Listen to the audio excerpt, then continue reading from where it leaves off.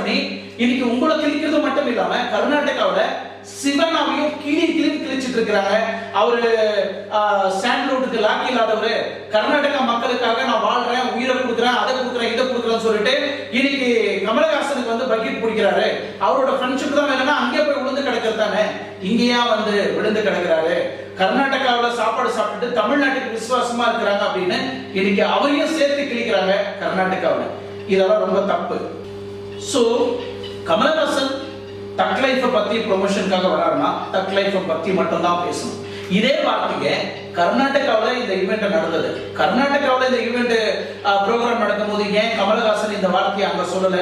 அங்க சொல்லியிருந்தாங்கன்னா அங்கேயே பிசிக்கி இருப்பாங்க.